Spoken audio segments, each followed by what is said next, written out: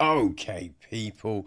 So, we've got Sting for you. I can't remember what happened, why I wasn't able to see this earlier in the year, but it's just dropped on Netflix. So I thought I would give it a go. You know? Here's a new film from Kiah Roache-Turner. Roach. Kind of fitting, right? He wrote and directed the joint. It is produced by Jamie Hilton, Chris Brown, and Michael Pontin. It is executive produced by Alison Thompson, Josh Pomeranz, Adrian Poltowisky, Doris Pafadschurcher, Martin Metz, Nessa McGill, Diane Ladine, Nadia Kamlichi, Mark Gooder, Sierra Garcia, and Will Gammon. Right, with line production from Leslie Parker. Anna Drubich took care of the music. Cinematography is Brad Shield. Jeff Cummings, Luke Doolan, and Kiah Roache-Turner took care of all the editing. Casting was Nikki Barrett. Fiona Donovan is production design. Art direction is Gareth Wilkes. Diana Robertson is set decoration. Costume design, we have Georgia Woods. Hair, makeup, special makeup, right? It's prosthetics. We got Ryan Cribbin, Paul Kate, John Louise, Liz Mason, Lee Muir, Nick Nicolou, and Helen Tuck. Okay, so our cast, right? We have got Ethan is played by Ryan Kaur, and his wife Heather is played by Penelope Mitchell. Their daughter Charlotte is played by Alyla Browne.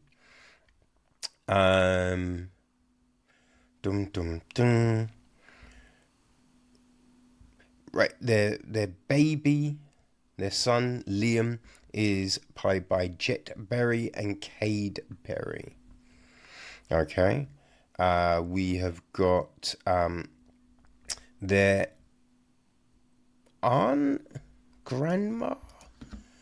I don't know what you would call her, but Helga is played by Noni Hazelhurst. Right, and then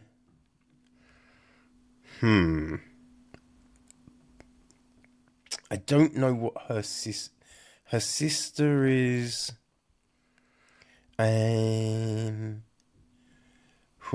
think her sister must be Sandy, who's played by Kate Walsh. I think that's it. Right, you've got... Oh, no, her sister's Gunter, played by Robin Nevin. Right, Kate Walsh is Sandy. You got Frank, played by Jermaine Fowler. We've got Maria, one of the neighbours, played by Sylvia Kaluka. The documentary narrator is voiced by Lee Perry. Eric, another neighbour, is played by Danny Kim. Officer Miller is played by Tony J. Black. And the news anchor is played by Alikra Kapia, with Gorick played by Ronald Holmes. The gist of the tale: one cold, stormy night in New York City, a mysterious object falls from the sky and smashes through the window of a rundown apartment building. It's an egg, and from this egg emerges a strange little spider.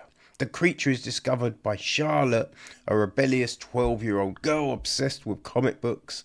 Despite her stepfather Ethan's best efforts to connect with her through their comic book co-creation Fangirl, Charlotte feels isolated. Her mother and Ethan are distracted by their new baby and are struggling to cope, leaving Charlotte to bond with the spider. Keeping it as a secret pet, she names it Sting. As Charlotte's fascination with Sting increases, so does its size, growing at a monstrous rate. Sting's appetite for blood becomes insatiable. Neighbours' pets start to go missing, and then the neighbours themselves. Soon Charlotte's family and the eccentric characters of the building realise that they are all trapped, hunted by a ravenous supersized arachnid with a taste for human flesh, and Charlotte is the only one who knows how to stop it. Bum, bum, bum, bum, bum, bum, bum. Yeah. Okay. I mean, as an idea, right? This ain't bad.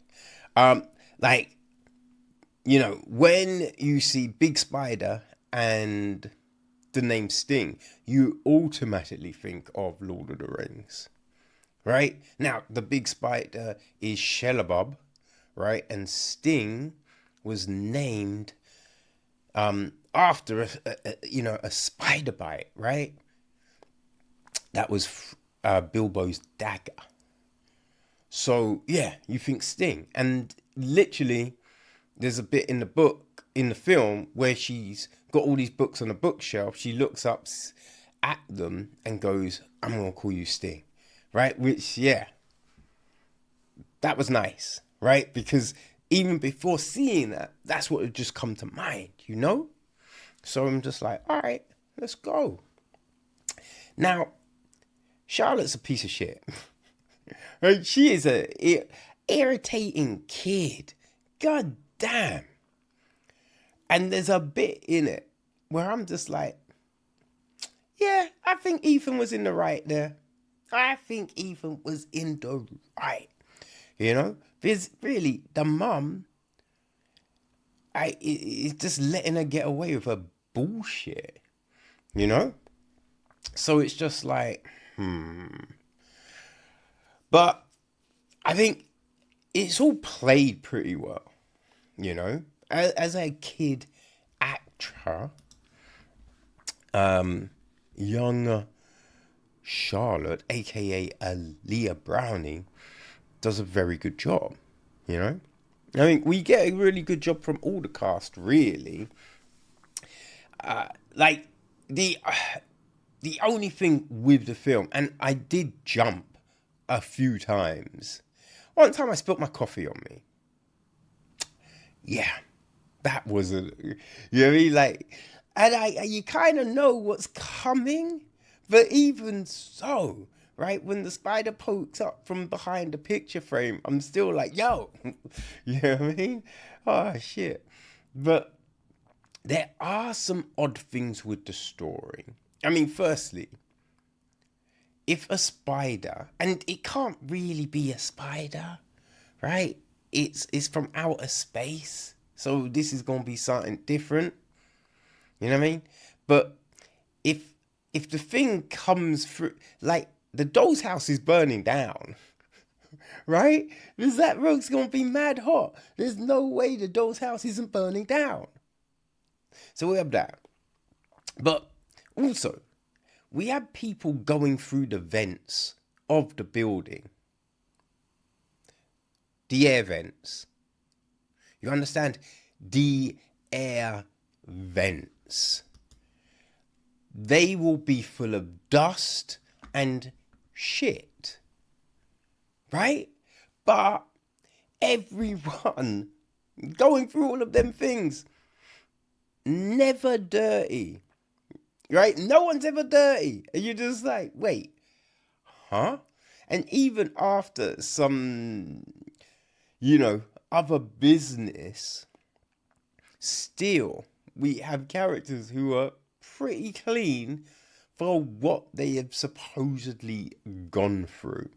So that was a bit like, hold on a second, you know?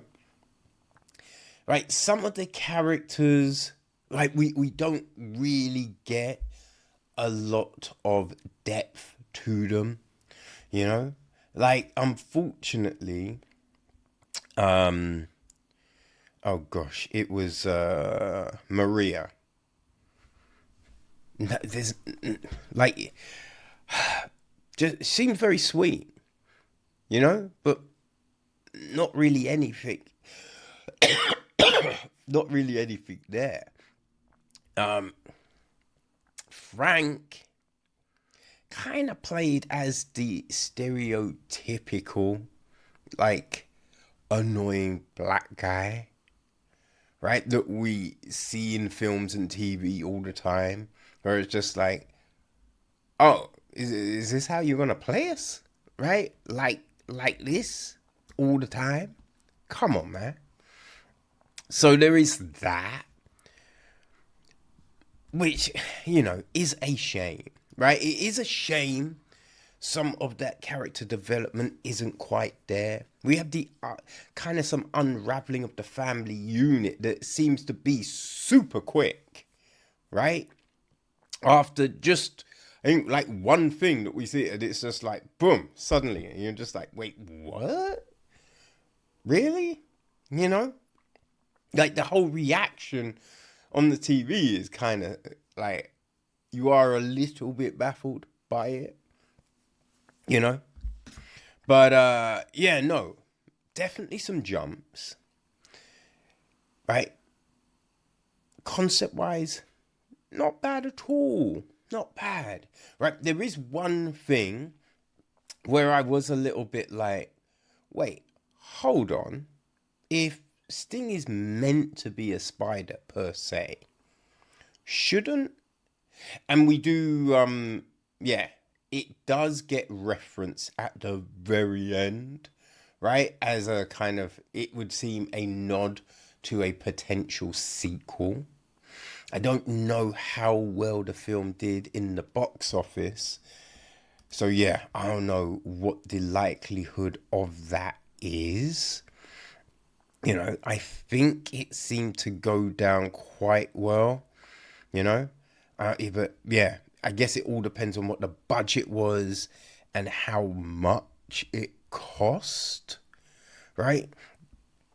So yeah, it'd be intriguing to know. But yeah, it's like, I don't know if it's not a fun as like arachnophobia, right? Something like that.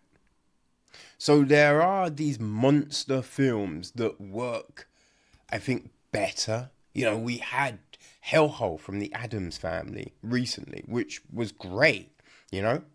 But there's definitely like good points to this film. And as I said, it's not bad. I think it will definitely work for a lot of people. And now it's on Netflix. You can just like, boom, dip in and, you know, check it out if you want to. Right? You know, the lighting and all of that work, it does have that, you know, moodiness and all of that kind of thing. Especially with the vents and all of that, which again does make it kind of like, so why aren't the vents fucking dirty? You know what I mean? But yes, Sting is now available for you to watch on Netflix. If you don't have Netflix, you can get it on all your other favourite VODs.